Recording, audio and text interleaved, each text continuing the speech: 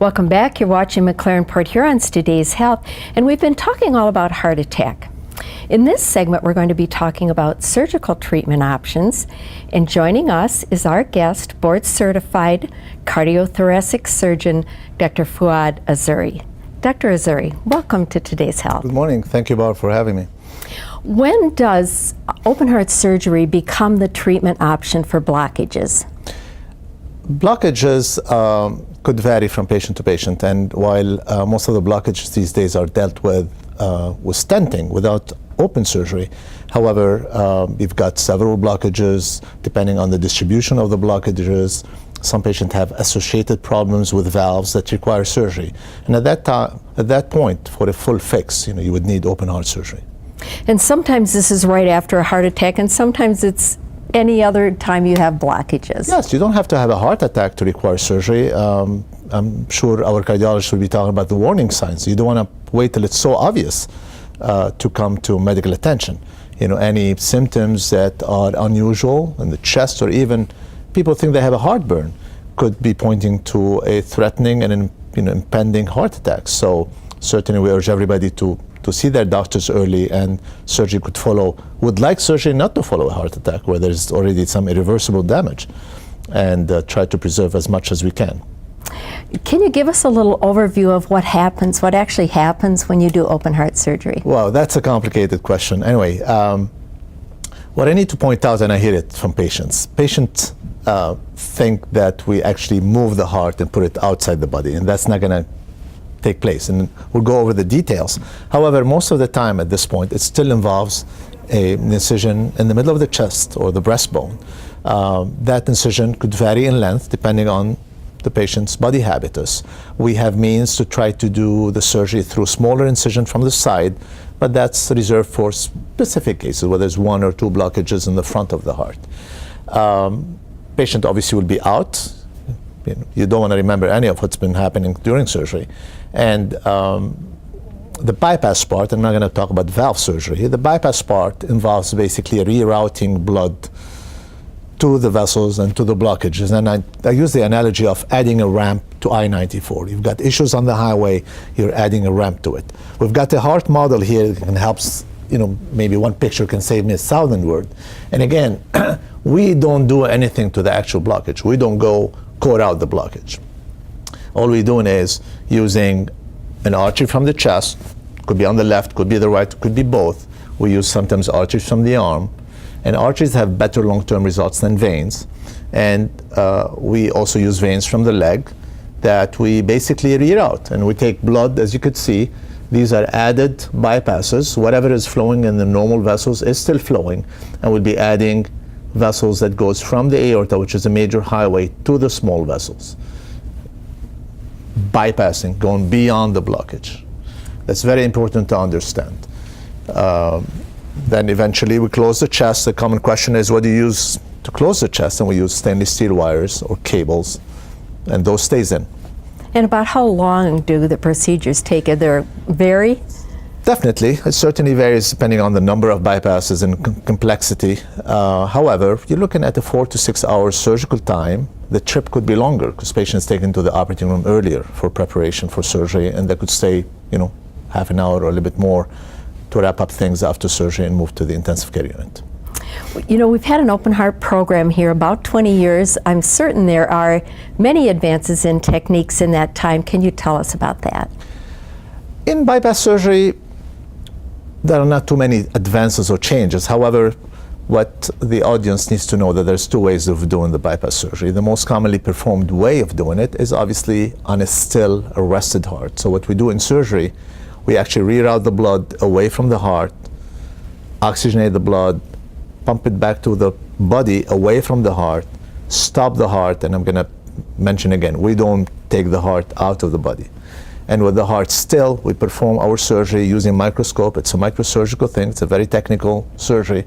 And then once our technical work is done, just by letting the blood flow back to the heart would wake up. And we call that weaning. It takes several minutes to wean that heart. And once the heart is totally recovered now, we stop the bypass machine, and now the whole work is taken over by the heart. Now, another way of performing the surgery is what we call an off pump or a beating heart strategy. With those cases, we don't use a bypass. There'll be no cannulas going to the heart. The heart remains beating and moving. We compare this to fixing the engine as the car is driving at 100 miles per hour on the highway, literally. And people wonders, how can we do that on a moving target? Well, the industry helped us with technology to stabilize the areas where we're operating. It's a relative stability. It certainly takes some skills to still perform that microsurgical work on a moving target. However, it's doable, and we've proven that, and it's not that new. We've been doing this from the 90s, and not everybody is candidate for that. I have to specify that. The sicker you are and the more potential problem you are, you probably would draw more benefit if we can perform the surgery on a beating heart. So the recovery time for someone after a major surgery like this would be weeks, I'm guessing. You'll be amazed. I mean, the next day, most of the patients are sitting in a chair by bedside having a breakfast. Really? It's not going to be an Egg Benedict breakfast, but some type of breakfast. We get them walking that day or even the next day. It's 1 to 2 days in the ICU, then on the floor, 3-4 days on the floor. You're looking at around 1 week. And again, depending on what functional status you achieved, you either will be ready to go home, or maybe you would need some therapy and you might benefit from some rehab stay, and that could take place in a hospital setting or outside in an extended care facility for a couple of weeks just to get stronger. Some patients are strong, however, we encourage families to be around, and not everybody has family around, and if they're going to be alone, it's not really indicated, and those patients will advise for them to stay a couple of weeks in an extended care facility just to recover and get stronger and be less dependent.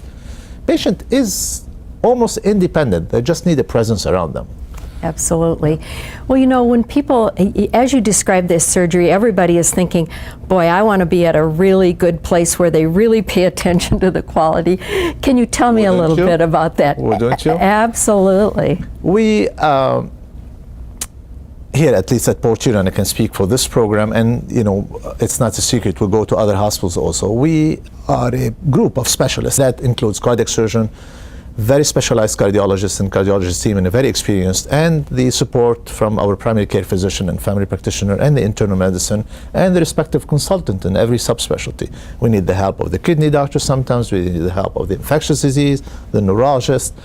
I could speak for the surgical part. We, as a group, have more than 60 to 70 years of combined experience, and we basically perform every cardiac surgical procedure.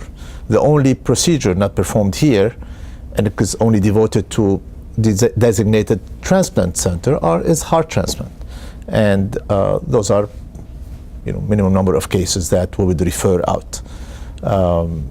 We do the bypass part, whether it's on pump or off pump on a beating heart, all valvular surgery, including valve repair. We strive to try to repair valves and then replace them.